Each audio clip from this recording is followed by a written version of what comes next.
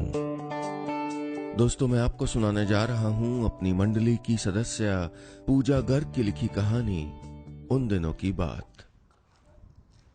आज की ये कहानी बहुत पुरानी है, करीब 50 साल पुरानी।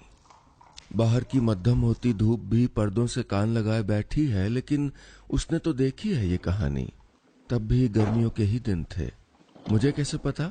अरे मुझे ही तो पता होगा, क्योंकि ये कहानी मेरी जो है।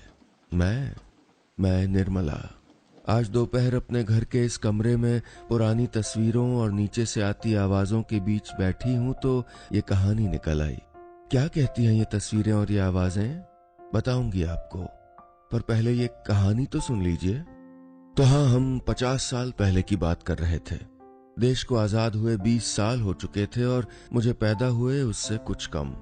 आजाद भारत में पैदा हुई थी, इसलिए आजादी की लड़ाई के कुछ निशान ही थे मेरे आसपास, जैसे बाबा यानी मेरे पापा की पीठ पर कुछ लाठी के निशान, बैठक में टंगी उनकी वो टोपी जिसे अंग्रेजों ने उनके सर से उतारने की बहुत कोशिश की थी, उनकी प्रिंटिंग प्रेस जिसके कुछ हिस्से अभी भी आग से जले हुए थे। बाबा बताते थे कि कैसे आसपास के सब इलाकों में इसी प्रिंटिंग प्रेस से पर्चे छपके जाते थे और कैसे बाबा रात रात कहां तक उन्हें बांट आते थे। पर्चे छपना अब बंद हो गए थे, लेकिन तमाम जगहों से प्रिंटिंग प्रेस में कविताएं आना बंद नहीं हुआ था, लेख और उपन्यास भी। लेकिन कविताएं तो जैसे उस समय देश में हर जगह लहलहाते हरे जोश जैसी थीं कि फूटी पड़ रही थीं। इनकलाब की तरह शायद प्यार भी नया जोश पा गया था। बाबा चश्मा लगाकर दिन रात छपने को आती वो कविताएं पढ़ते। कम ही कविताएं उनकी पारखी नजर से गुजरकर किताब की शक्ल ले पाती। बाबा छांटते और फिर मुझे थमा देते। निर्मला, पढ़ इन्हें और उसके हिसाब से सुंदर सा कवर तैयार कर दे, और देख पिछली बार की तरह छत पे मत छोड़ियो। यही था मेरा काम, प्रिंटिंग प्रेस में छपने वाली किताबों के कवर तैयार करना। ड्राइंग के लिए कई इनाम मिल चुके थे मुझे, इसलिए बाबा मुझे ही कहते। प्रिंटिंग प्रेस के बगल में ही घर था। बरगद के पेड़ की ओट में बना वो पुश्तैनी मकान और उसके बीच बड़ा सा आंगन जहां अम्मा बैठी मसाले कूटती और उसकी धांस मेरे गले को खुरच जाती। मसालों की धांस के साथ साथ अम्मा की परेशानी भी अक्सर मेरे गले में अटक के रह जाती थी। बस जब देखो तब किताबें, अम्मा बड़बड़ाती। तुम्हारे बाबा भी ना किताबें थमा दी लड़की को और खुद कवियों से नाता जोड़े बैठे। अरे 10-50 लोगों से ज्यादा कौन खरीद लेगा कविताएं? कहाँ से घर का खर्च चलाऊं और कहाँ से शादी का जहेज जमाऊं? देश की आजादी सबको नए भरोसे दे गई थी। बाबा को भी था, और पिछले कुछ सालों में ये भरोसा टूटा नहीं था। बाबा मेरी शादी के बारे में माँ की झिड़कियां सुनते तो बस हंस देते, और मैं बाबा की शह मिलते ही पीछे के दरवाजे से एक पैर घर और दूसरा पैर प्रेस में। एक खुशबू याद है, और नए कागज की खुशबू मेरे लिए एक बहुत मीठी याद। मेरे बनाए कवर से सजी किताबें छपकर तैयार होती, गोदाम गर्म कागज की महक से भर जाता और मैं वहीं दुबक के बैठी रहती, पीछे, बहुत पीछे। कोई गोदाम में आ भी जाए तो मुझको देख न पाए। मैं वहीं रोशनदान से आती रोशनी में कविताओं भरे पन्ने पलटती रहती। नए कवि, पुराने कवि, सब। जयशंकर प्रसाद, महादेवी वर्मा, सुभद्रा कुमारी चौहान, हरिवंश राय बच्चन, गोपाल दास नीरज और भी न जाने कितने। कविता क्या कह गई, कहाँ रुक गई, कहाँ रुक कर कह गई, बस इन्हीं तानों बानों में मन पूरी तरह अटक गया था। कितनी बार पढ़ते हुए लगता कि जैसे मेरी सांसें थम गई हैं, कभी लगता जैसे भूचाल आ गया मेरे अंदर। शब्दों में कितनी ताकत होती है ना, कभी इतने मुलायम कि रोए बिना रहा न जाए, और कभी इतने तीखे कि दिल छलनी कर जाए। और प्यार, क्या सच में प्यार होता है जैसा कवि लिख देते हैं? क्या सब ऐसे ही प्यार को समझ पाते हैं, या सिर्फ कवि ही प्यार को इतनी गहराई से महसूस करते हैं? कितना मुलायम होता होगा ना एक कवि का मन। 1000 सवाल थे मेरे मन में प्यार को लेकर, और उतने ही सवाल प्यार पर पोथियां गढ़ने वाले कवियों के बारे में भी। शायद मेरे सवालों का जवाब देने के लिए ही किसी ने दरवाजा खटखटाया था उस दिन। निर्मला, दरवाजा तो खोल, देख पैर बचाकर, अचार के मर्तबान रखे हैं किनारे से, अम्मा रसोई से चिल्लाई। वो गर्मियों की एक सौंधी सी शाम थी। बाबा ने मिट्टी के आंगन में पानी की बौछार करवाकर तख्त बिछवा दिए थे। रात के खाने के इंतजार में ठंडे पानी की बाल्टियों में पीले आम तैर रहे थे। अम्मा बथुए के पराठों की तैयारी कर रही थी। मैं कच्चे आम में दांत गड़ाए वहीं बैठी थी, लेकिन फिर भी अपनी जगह से उठना कितनी हाय तौबा थी मेरे लिए। उठ जा निर्मला, कच्चा आम पक नहीं जाएगा तेरे हाथों में, अम्मा फिर चिल्लाई। मैं अनमने से दरवाजा खोलने पहुंची। दरवाजा खोला तो बाहर एक नौजवान खड़ा था। घुंघराले काले बाल, चेहरे पर हल्की सी मूछें और हाथ में अटैची। मुझे मूछों वाले लोग जरा भी अच्छे नहीं लगते। मैं कुछ कहती उससे पहले ही वो बोला, मुझे रामेश्वर जी से मिलना था। मैं बाबा को आवाज लगाती उससे पहले बाबा ही आ चुके थे। अरे बरखुरदार, कौन हो तुम? बाबा ने अपना चश्मा पहनते हुए गर्मजोशी से कहा। वो कुछ अचकचा गया। जी जी, मेरा नाम मनोहर। मैं आपकी प्रेस में गया था, लेकिन मुझे कहा गया कि आप यहाँ मिलेंगे। अच्छा अच्छा, अंदर आ जाओ, अंदर आ जाओ, बाबा ने कहा और मुझे कुर्सी लाने का इशारा किया। मैं कुर्सी लिए पहुंची तो मनोहर कह रहा था, दरअसल मैंने अपनी कुछ कविताएं आपके यहाँ भेजी थी। बहुत दिन हुए पर कोई जवाब नहीं आया तो मैं पूछने चला आया। मेरा मन ये सुनकर धड़कने लगा था। वो कवि था। उफ, अचानक मुझे उसकी मूछें भी अच्छी लगने लगी थीं। बहुत सारी तस्वीरें मन खुद बांच लेता है और उन तस्वीरों को जोड़कर पूरा खाका भी बना लेता है। मनोहर बाबा से बात कर रहा था और मैं उसको अपने मन की कल्पना में उतारती रही। याद करती रही कि क्या उन किताबों में से कोई किताब मनोहर की भी थी, कैसी थी उसकी कविताएं, पर मुझे कुछ याद नहीं आया। बाबा ने भी यही कहा, भाई हमें तो याद नहीं कि तुम्हारी कविताएं कभी पहुंची हो हम तक।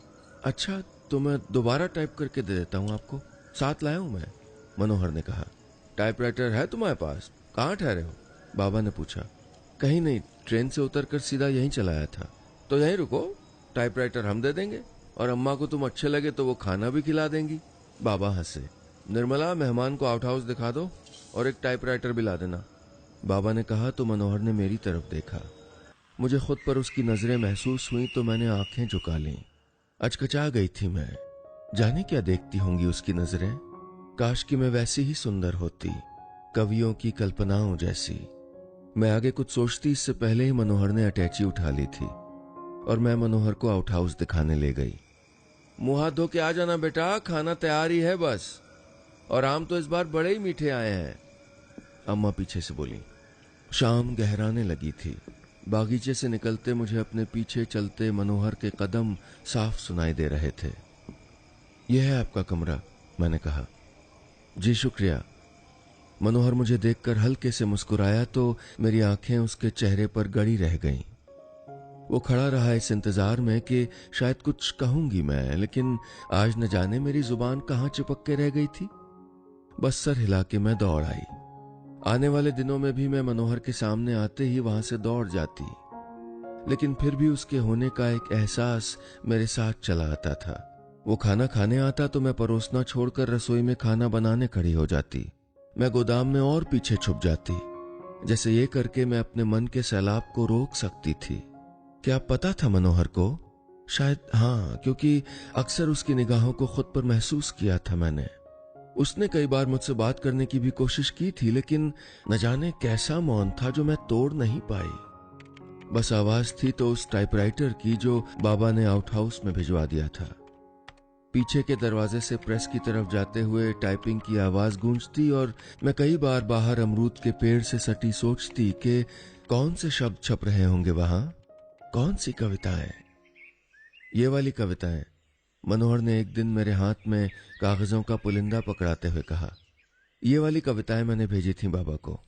फिर उसने धीरे से दूसरे हाथ में पकड़ा कागज मेरी तरफ बढ़ाया। ये मैंने यहां आके लिखी हैं।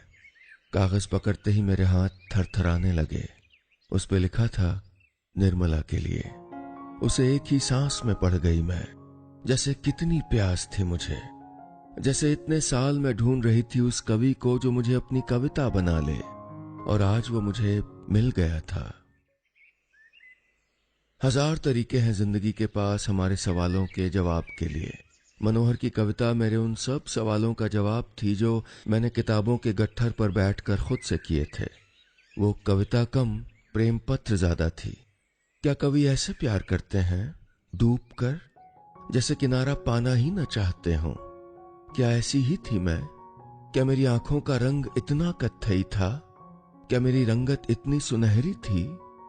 क्या मेरा मन झील की तरह साफ था? आजकल मैं हर बात पे चहक रही थी। मनोहर भी मुझको देखकर मुस्कुरा देता। बाबा को कविता सुनाता तो मुझे देखकर। खाने के वक्त इंतजार करता कि मैं ही बुलाने आऊं। वो सामने आता तो अब मैं भी भागती नहीं थी, खड़ी रहती थी, जैसे बता देना चाहती थी कि उसका इंतजार था मुझे। क्या मेरी चुप्पी भी इतनी तेज थी कि उसकी आवाज मनोहर ने सुन ली थी? शायद हां, पर शायद नहीं, क्योंकि 3 ही हफ्ते बाद बाबा ने कहा, निर्मला, मनोहर की किताब पढ़ ले और उसका कवर तैयार कर दे। जी अच्छा, मैंने कहा। हाँ, जल्दी कर दे, बाबा ने आगे कहा। उसे जाना है, फिर उसकी शादी है अगले महीने। शादी मनोहर की? मुझे कुछ समझ ही नहीं आया। जैसे अचानक बत्ती बुझा दी थी किसी ने। अंधेरा था सब तरफ। आंसू मेरी आंखों में चुभने लगे थे। हाँ, बताया ही नहीं कभी उसने। लड़की तुम्हारी अम्मा की खुर्जा वाली चाची की रिश्तेदारी में ही तो है। बाबा बोलते जा रहे थे और मैं कब जाकर गोदाम में छुप गई मुझे पता ही नहीं चला। मेरे हाथ में वो कविता थी जो मनोहर ने मुझको दी थी। इतनी बार उसे खोला था मैंने कि कागज फटने लगा था, मेरे मन की तरह। आज मैं चुप नहीं रहना चाहती थी, मैं चिल्ला देना चाहती थी कि झूठ हो तुम और झूठी है तुम्हारी कविता, और सबसे बड़ा झूठ कि तुम कवि हो। ये है तुम्हारा कवि मन? जिंदगी भर जिन कविताओं के साथ मैं जीती आई थी, क्या वो सिर्फ शब्द थीं? तोड़ मरोड़ जोड़ कर लिखे बेमतलब शब्द? क्या कवि ऐसे होते हैं, शब्दों की ताकत को जानने वाले ठग? मैं जानती थी ये सबके लिए सच नहीं था, लेकिन मेरे साथ जो हुआ था उसका क्या? मैं उलझ के रह गई थी। बाबा कवि ऐसे ही होते हैं, कविताओं में सच ढूंढने लगे तो ढूंढते ही रह जाओगे। मैं कुछ साल बाद बाबा को कह रही थी। इन सालों में मैं बड़ी हो गई थी, साड़ी पहनने लगी थी, बोलने भी लगी थी। प्रेस की सारी जिम्मेदारी मुझ पे जो आ गई थी। बाबा बीमार रहने लगे थे। छपने को आती कविताओं का सिलसिला जारी था, लेकिन अब मैं न उन्हें पढ़ती थी और न ही उनके कवर डिजाइन करती। पिछले सालों में मैंने हर दिन अपने मन के चटखने की आवाज सुनी। सच कितनी पागल थी मैं। यूं भी उस उम्र में पागलपन और मासूमियत में ज्यादा फर्क कहां होता है। रात में लेटे हुए जी कराह उठता था। अब भी दिन का उजाला रात के स्याह दर्द को छुपा लेता है। वक्त गुजरने के साथ मुझे भी आदत हो गई थी। उस रोज मैं भी बाबा के दफ्तर में बैठी नई किताबें चेक कर रही थी। तभी जोर की आवाज से दरवाजा खुला और एक शख्स मेरे सामने खड़ा था। पहले नजर आया उसका कद जो इतना लंबा था कि सर छत से टकरा जाए। फिर नजर आए उसके हाथ जो उसके बिना पूछे बैठकर उसने मेरी मेज पे टिका दिए थे। कितने सख्त हाथ थे, जैसे मशक्कत की हो सालों, लेकिन उंगलियां कितनी लंबी, जैसे किसी पेंटर की। मैंने उसके चेहरे की तरफ नजर उठाई तो वो मुझे ही देख रहा था। बाबा कहाँ हैं? उसने पूछा। ये जानता था बाबा को। बाबा की तबीयत ठीक नहीं है, जो भी काम हो मुझे बताइए, मैंने कहा। उसने मुझे ध्यान से देखा। तुम निर्मला हो ना? बाबा को बोलो गोपाल आया है, वो समझ जाएंगे, उसने जोर देकर कहा। तो मैंने कुर्सी से उठकर आवाज लगाई, बाबा कोई गोपाल आए हैं आपसे मिलने। मेरी बात सुनकर बाबा उठाए। कहाँ है गोपाल? बाबा ने दफ्तर में घुसते हुए पूछा तो मुझसे था, लेकिन जवाब उसी ने दिया। मैं यहां हूं बाबा।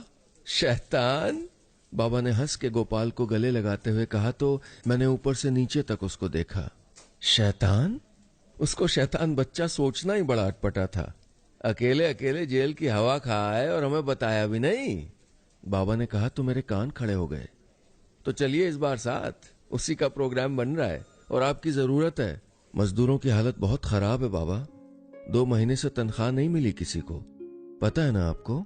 गोपाल बोला। हाँ पता है, अखबार तो कुछ छापते नहीं, लेकिन बेहाली तो खुद ही सुनाई दे जाती है ना। बाबा बोले। थोड़ी कलम घिस लाया हूं, आप देख लो और छपवा दो। 25,000 पर्चे, कहते हुए उसने जेब से कागज निकालकर बाबा को दिया। 25,000? कितना बड़ा प्रोग्राम बना के आया है? बाबा हैरान होके बोले। फिर बोले, निर्मला ये पढ़ ले एक बार और छपने को डाल दे। इतना कागज नहीं है बाबा, मैंने कहा। तो मंगवा लो। गोपाल ने मुझसे ऐसे कहा जैसे ये प्रेस उसी की हो। मैं चिढ़ गई। पैसे भी नहीं है, मैंने कहा तो वो हंस दिया। आपके घर में भी मालकिन पैदा हो गई बाबा। उसकी बात सुनकर बाबा भी हंस पड़े।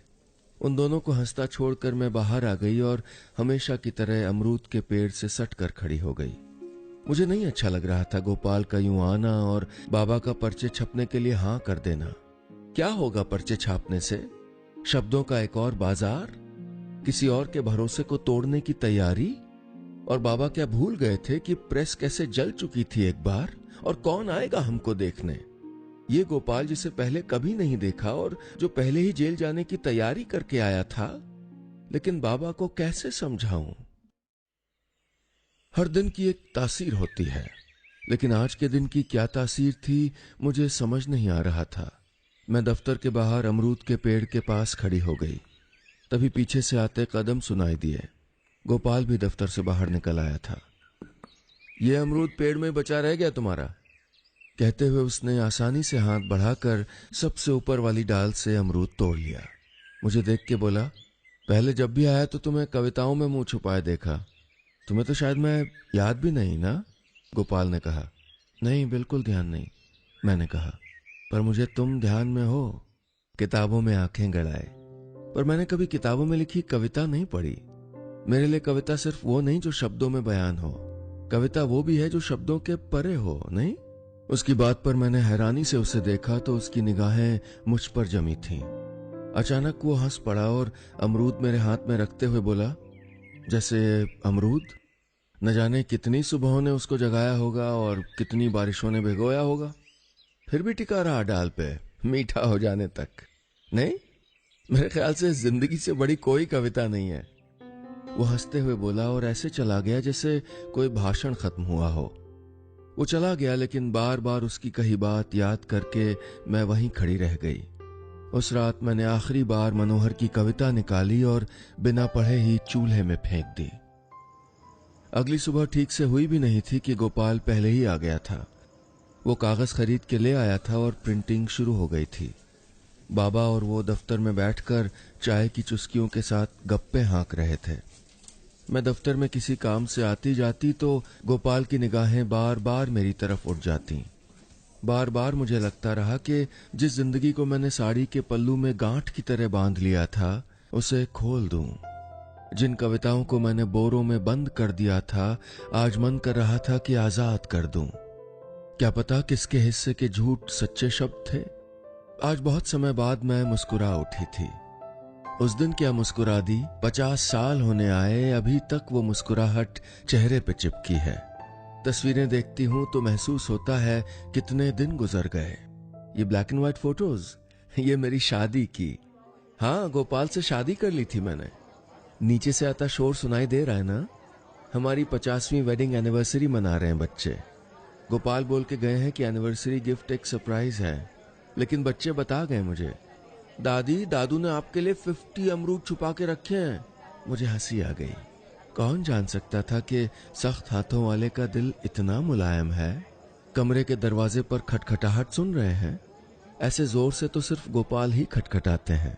मैंने दरवाजा खोला तो सामने आ खड़े हुए हैं। मेरे पास भी है उनके लिए सरप्राइज। एक किताब है मेरी कविताओं की, जिसे मैंने हमेशा सबसे छुपाए रखा। कभी कभी शब्दों की सच्चाई भी जरूरी होती है, नहीं? पूछते हुए मैंने किताब गोपाल के हाथ में थमा दी। वो मुस्कुरा दिए। तो आज शब्दों में सुन लो कि तुम सबसे प्यारी कविता हो मेरे लिए। तब भी थी जब तुम कविताओं में कविताएं ढूंढा करती थी और मैं इंतजार करता था कि कभी तुम मुझको ढूंढ लो।